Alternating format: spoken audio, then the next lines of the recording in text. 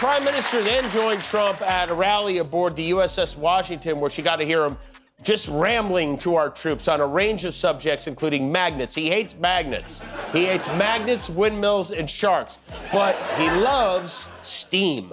I want to know, catapults, which is better, the electric or the steam? They had steam, which works so beautifully. Steam, they said they can fix it with a hammer and a blowtorch. I love the sight of that beautiful steam pour. Vice President Maybelline was making the rounds, attempting to defend his boss and the chairman of the FCC with a new fairy tale, even a 5-year-old. Two things. First of all, I'd like them to tell me exactly what Brendan Carr did to have Jimmy Kimmel taken off the air, because number one, he is currently on the air, and to the extent that he isn't in certain stations, it's because he's not. America under Trump has hit its peak absurdity arc, the kind where the plot twists feel written by a team begging for a reboot. Somehow, J.D. Vance went from Rust Belt memoirist to Trump's most loyal hype man, smiling through chaos like he's stuck in the world's worst buddy comedy. The transformation is so wild it borders on satire. Then Jimmy Kimmel stepped in, not just roasting them, but dismantling the duo with surgical precision, like a man who's been suppressing laughter for 8 long years and finally let it explode in one glorious, perfectly timed comedic detonation. Stay Puft Marshmallow Ankles was back home at the White House tonight, handing out candy to children. One of the kids was dressed as, you can see him here on the right side, as a light-up marshmallow. And watch this, because this is something Trump has done in the past. Instead of putting candy in the bag, he puts it on. J.D. Vance is crushing it when it comes to policy. How will we lower the cost of daycare? It's such an important question, Charlie. And I think one of the things that we can do is make it easier for family models to choose, or for families to choose whatever model they want, right? So one of the ways that you might be able to relieve a little bit of pressure on people who are paying so much for daycare is make it so that maybe like grandma or grandpa wants to help out a little bit more. Jimmy Kimmel hilarious reaction on J.D. Vance's daycare solution. His plan to lower costs is to guilt-trip grandma into free labor. Kimmel didn't need a monologue. He needed a mop. Trump's marathon of nonsense spilled faster than campaign slogans could be printed. This isn't a partnership. It's a blooper reel on repeat. Trump rants, Vance nods, and America collectively cringes. Somewhere in the distance, a weary bald eagle quietly files for asylum. And when we run out of steam, we're going to oxen, big teams of beautiful oxen. He loves steam. And then he closed things out as only Donald Trump can.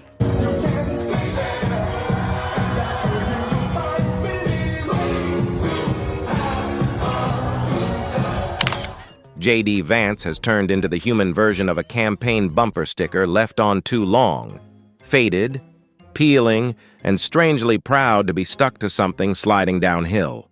His loyalty to Trump isn't political strategy.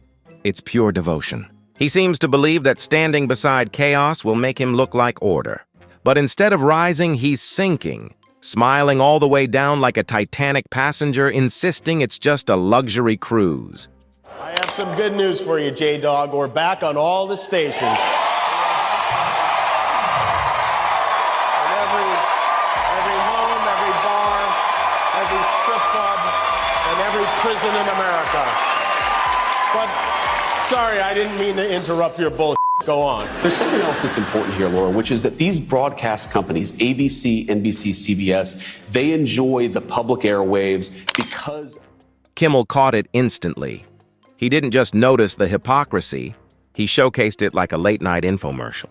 In Trump's orbit, integrity is always the first casualty, quickly followed by coherence. J.D. Vance's evolution from critic to cheerleader wasn't transformation. It was an exorcism of self-respect.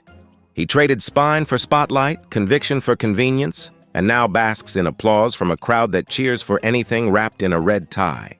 No matter how hollow the performance has become. He used to send the Dallas Cowboys cheerleaders on these USO tours, and now we have this. Meanwhile, while Trump's slurping noodles in Japan were on day 28 of his big, beautiful government shutdown, air traffic controllers missed their first paycheck today. So if you are visiting us from out of town, you live here now. Trump, meanwhile, is back to doing what he does best, performing the presidency like a community theater production. Every appearance is a spectacle, every speech a one-man show no one requested. The twist now is J.D. Vance as his offbeat hype man, clapping out of rhythm and echoing the chorus long after the music dies. It's politics as bad karaoke. The mic never cuts, the lights never dim, and the audience can't find the exit fast enough. If you go to a Jimmy Kimmel live viewing, you have to really be a humorless scold. Did you hear what he just called you? He called you humorless scolds. What is wrong with you people? You trying to make JD's mascara run? What's going? A humorless scold. Who talketh like that? Kimmel's takedown wasn't just funny, it was forensic. He dissected the illusion that Trump's chaos has purpose and that J.D. Vance's devotion has depth. He reminded everyone that the only consistent thing about this movement is its inconsistency. One day it's law and order, the next it's whatever boosts the polls. The Trump-Vance duo isn't leadership. It's an open mic night that never ends, staged at democracy's expense. Every time JD tries to sound profound, it's like watching a student bluff through a book report he didn't read. The metaphors collapse, the moral disappears, and somehow Trump still gets top billing. Kimmel exposed that irony with such surgical precision, you could feel a nation's collective groan, exhausted from pretending this circus is governance. Because that's what it's become. A circus without animals, just clowns wrestling for the spotlight. JD's role? He's the one following behind the elephant, broom in hand, calling it public service. His political brand rests entirely on agreeing louder than anyone else. Trump declares the sky is green. JD nods like it's gospel. Trump fumbles a fact. JD calls it strategy. His loyalty is so extreme it borders on performance art. Except no one's laughing. No one, that is, except Kimmel, who's made it his quiet mission. To prove satire still shows up to work. Harder than half the cabinet. Things were a little bit different this year because of the construction that's going on at the White House. They had to improvise a bit. They had to move around, and, they want to get that ballroom finished, so they just went right ahead with the demolition while the trick-or-treating was happening.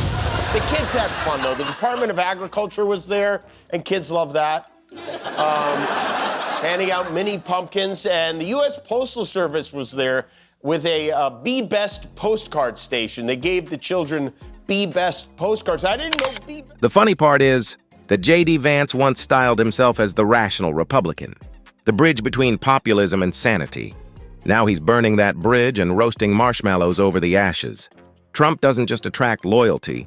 He consumes it, digests it, and spits it back as applause. Kimmel saw through it immediately. Not a movement, but a codependent spectacle of self-preservation. Every Trump rally plays like a masterclass in emotional chaos management. The promises are recycled, the outrage rehearsed, the slogans stale enough to come with expiration dates. Meanwhile, JD stands there grinning like a man convinced he's part of history, unaware it's the kind of chapter future textbooks will politely skip. Kimmel didn't need exaggeration, just accuracy. And in Trump's America, accuracy already feels like parody. Trump keeps rebranding every disaster as destiny, every scandal as persecution, every blunder as a secret master plan. JD calls it resilience. Kimmel calls it what it is. Damage control wrapped in denial, dipped in delusion. Trump spins chaos like cotton candy. And there's JD smiling dutifully, holding the stick, pretending it's leadership instead of the sticky mess it's always been. Just crack open a Bud Light and relax already. Even the vice president took a break from humping his ottoman to complain about not just me, you. On Jimmy Kimmel's television program and on The Daily Show this week, you have audiences outright cheering, seeing the images of Teslas on fire across the country. And I saw that and I thought, man, that really is a sign of how much the left has conditioned people to think that that's acceptable. Yeah, though I will say in defense of the American people, Jimmy Kimmel's show is so unfunny and boring and left-winged. Watching Trump and JD. Vance campaign together is like watching a magician and his assistant argue over who gets credit for the rabbit. Trump performs the illusion. JD claps first. It's not policy. It's performance art, soundtracked by applause, confusion, and the faint hum of disbelief. The beauty of Kimmel's roast is that he doesn't even need to write jokes anymore. The headlines do the heavy lifting. His humor works because it doesn't punch down. It punches diagonally. slicing straight through the nonsense. Trump's America has turned governing into branding, and JD plays along like an unpaid intern mistaking chaos for mentorship. It's a sequel no one asked for to the reality show nobody finished. Kimmel's brilliance lies in how he exposes it, not with bitterness, but with that slow, knowing smirk that says, you can't parody what's already self-parody. While Trump rewrites history one press conference at a time, JD footnotes it like a man trying desperately to justify the plot. The comedy practically writes itself, but Kimmel polishes it until it gleams. He's not mocking their existence. He's mocking the audacity of calling this spectacle governance. Trump speaks in chaos, JD echoes in cliches, and somewhere in between, democracy quietly checks its pulse. It was a bigly busy day for the president this morning, or maybe it was last night, I don't know. He was in South Korea meeting with the president of China for trade negotiations, which, according to one expert who was there, went very, very well. I thought it was a great meeting. I think it was a very friendly meeting. It was a good meeting for two very large, powerful countries. Overall, I guess on the scale of from 0 to 10, with 10 being the best, I would say the meeting was a 12. Wow. Every Trump campaign event now feels like deja vu dressed in a fresh slogan. The flags wave, the crowd chants, and the contradictions multiply. Trump calls it energy. Kimmel calls it reruns. When J.D. Vance jumps in to defend it, he looks like a man who just lost an argument with his own reflection. Kimmel doesn't have to raise his voice. The absurdity does all the heavy lifting. There's a scene in every political downfall where someone insists everything's fine. J.D. Vance has made that scene his full-time job. Trump keeps declaring victories over logic, and J.D. applauds like a background actor who missed his cue. Kimmel didn't invent that image. He just froze it long enough for everyone to see it clearly. And as long as this circus of politics continues, Kimmel will be there, armed with wit, evidence, and the nerve to remind America that comedy, at its sharpest, doesn't just entertain, it exposes. He understands what Trump's circle refuses to. The spectacle only works if the audience keeps clapping. But lately, the applause sounds forced, the uneasy rhythm of a crowd realizing the joke stopped being funny long ago. Yet the performer never left the stage. Trump keeps rewriting the same scene, swapping props and faces. But the plot stays the same. Chaos masquerading as charisma. Distraction replacing direction. Archbishop of Canterbury? But go on. There are these judges. Judge Boasberg comes to mind. Lots of judges who are trying to basically say the president can't exercise the powers of the presidency. You're an attorney. How do you assess the legal battles here?